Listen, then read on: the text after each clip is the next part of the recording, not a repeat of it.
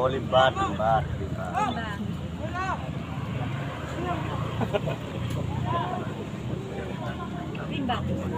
Nadalah. Begini kan yang diinginkan pemerintah saat ini kan? Betul. Begini kan? Betul. Wartawan mau dibungkam. Betul.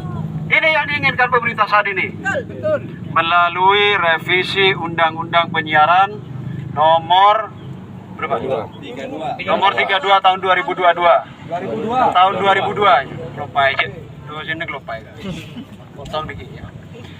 Jadi revisi Undang-Undang Penyiaran ini kami menduga ada iktikat buruk dari pemerintah. Kenapa?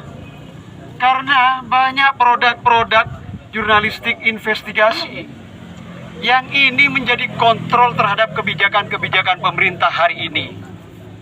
Nah, ketika pemerintah mau merevisi Undang-Undang Penyiaran ini, salah satu pasal di dalamnya adalah membungkam bahwa produk jurnalistik investigasi tidak boleh disiarkan.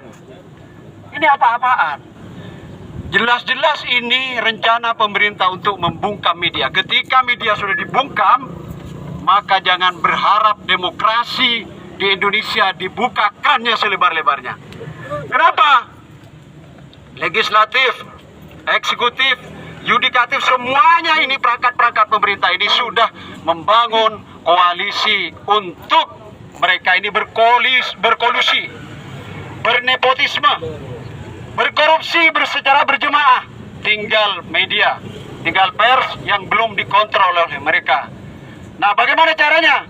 Dengan mengontrol media, memberikan pelarangan, membungkam suara-suara media, membungkam liputan-liputan media. Ini adalah salah satu cara membunuh demokrasi di Indonesia.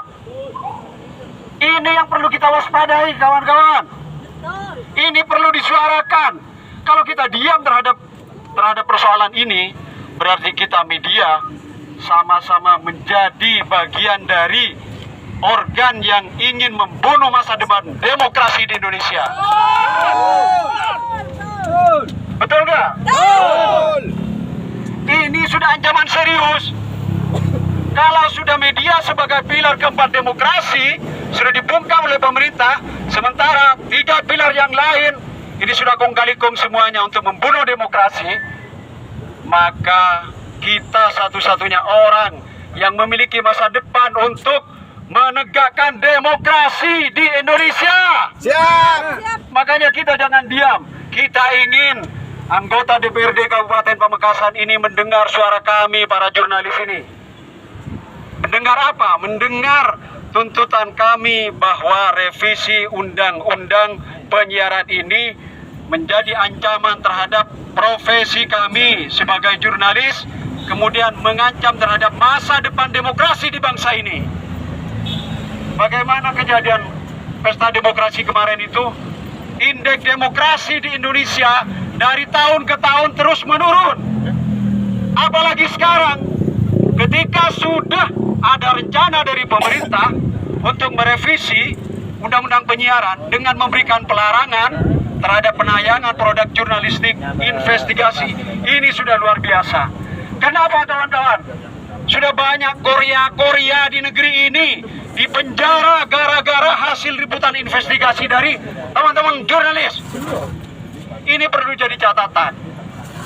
Kemudian selain pelarangan soal penayangan liputan investigasi, ini ada rencana di dalam rencana undang-undang itu, ya, ada rencana bahwa sengketa produk jurnalistik penyiaran itu sudah tidak ditangani oleh Dewan Pers lagi, tetapi sengketa jurnalistik penyiaran itu, bentar kawan-kawan, ini tidak begitu substantif. Setelah ini yang suara yang perlu kita dengarkan dan perlu kita suarakan bersama-sama. Karena ini menyangkut masa depan jurnalis, masa depan profesi kita, dan masa depan demokrasi di Indonesia. Betul. Yang kedua, pemerintah berencana melalui revisi Undang-Undang Penyiaran ini bahwa sengketa jurnalis itu, sengketa produk jurnalis yang awalnya ditangani oleh Dewan Pers sekarang terjadi overlapping. terjadi tumpang tindih antara Dewan Pers dengan Komisi Penyiaran Indonesia.